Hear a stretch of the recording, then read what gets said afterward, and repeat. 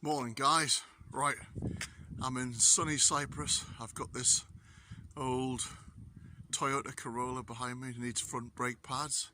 So yeah, it's going to be a bit different to fitting pads in the UK. It's absolutely scorching. So I'll get a video of the car and what I'm going to do. Right then, that's the car, Toyota Corolla. So needs front pads, but it's on the road here. I don't fancy working on the roadside here because it's quite a busy road, especially on the other side there, and there's a massive curb. Yeah, there's vehicles coming now, so I don't want to get in the way of anyone, even though it is a proper roadside job. So what I'm going to do, yeah, busy place, I'm going to go up on that bit of waste ground there out the way and I'll do the job up there. What it needs is a workshop putting up there, Ken's workshop. Right, there she is, all parked up out the way. So yep, let's get her jacked up, rip it apart, get some pads in her. Happy days. Wow, it's beautiful, isn't it? Look at that.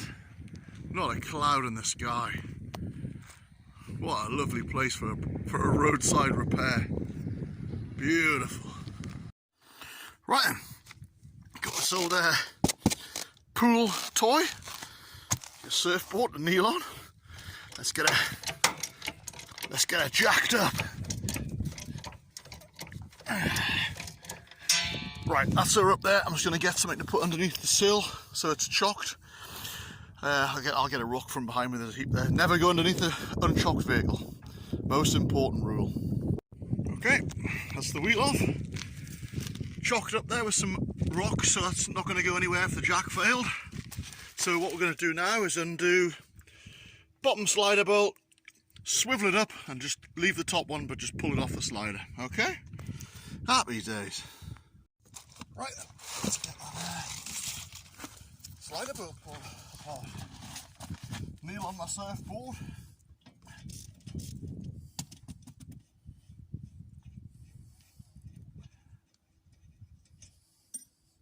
The bolt and the wheel trim. Then we'll just pull that off.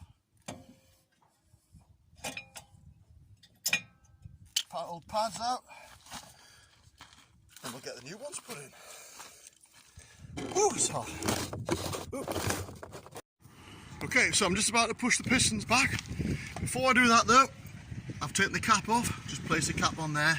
So a lot of people compensate by putting fluid in for the wearing pads, so when you push the fluid back, fluid has to go somewhere. So if you don't, if you don't take the cap off, you put a lot of strain on the tank. And that's probably not so much on this because it's a plastic one, but on the like a grommet one, but on the screw-on ones, when I was a youngster, when I first started, I actually burst the side out of a tank on a 75 E14 Iveco cargo. So always take the cap off and just catch the fluid or put a cloth around it or whatever. Okay.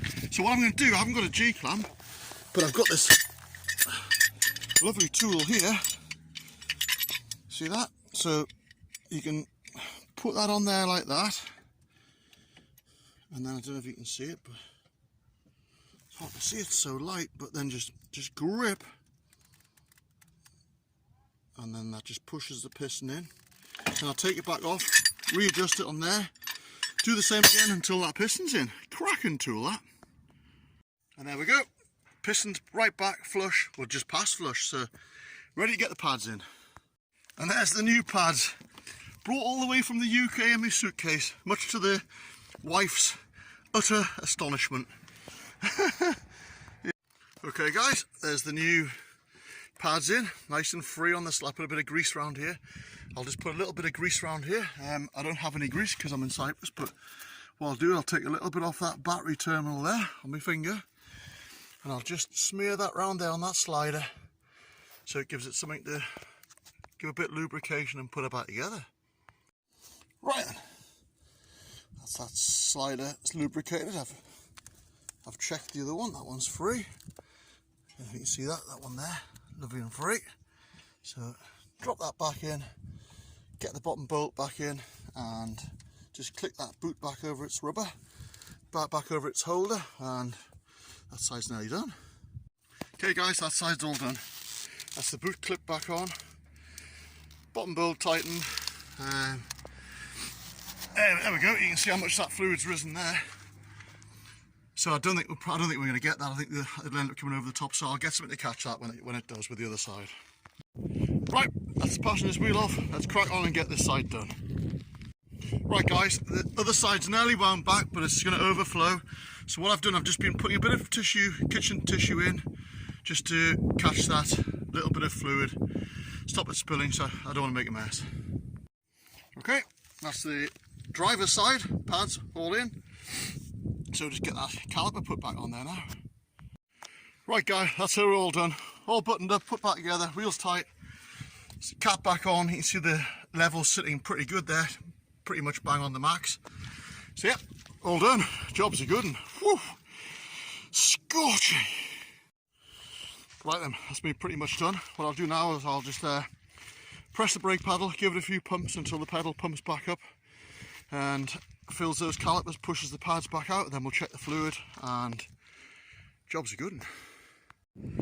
Okay guys, that's all done. Let's get some fluids back into me. Oh yeah.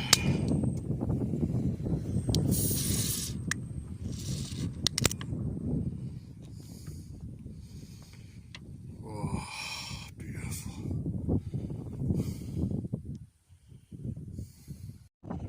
Right guys, I've lost a lot of sweat doing this job, so let's get these fluids replenished.